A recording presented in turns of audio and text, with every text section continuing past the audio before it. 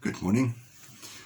If you're listening carefully to the readings yesterday at Mass, you would have picked up that the first reading is all about the Ten Commandments, and the Gospel reading spoke about Jesus driving everybody out of the temple.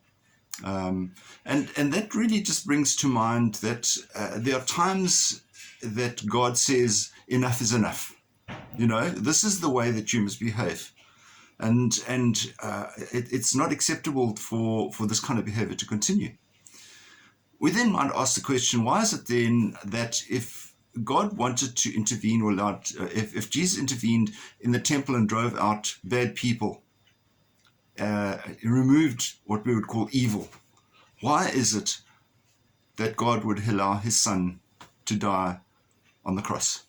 Because that can only be evil. It's bad people doing something wrong, resulting in good people suffering. Now, you see, in that case, we've got to say, well, what is the will of God? Was it the will of the Father that Jesus should die? Well, it was the knowledge of the Father that Jesus should die, but it was in fact important that Jesus should be able to experience that so that he could rise again. So what we're saying is that in the case where evil does sometimes exist, God looks at the ultimate consequences. What is going to come out of there? Is good going to come out of this? And clearly in the case of Jesus being crucified, yeah, plenty.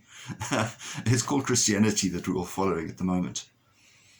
But not everybody embraces the fact that what God says is right and what we say is wrong. So we've got God's version of what is right and our version of what is right, and sometimes the two don't agree. And the question is, in those situations, who's going to win?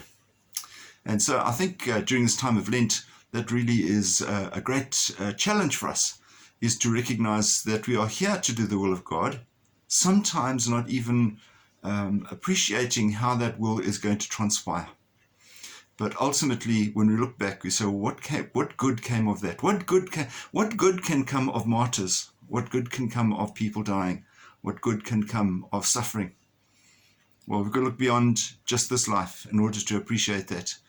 Could you give us a knowledge that people are strong enough and that God is always with us in our journey to eternity, not just in our journey to happiness in this life?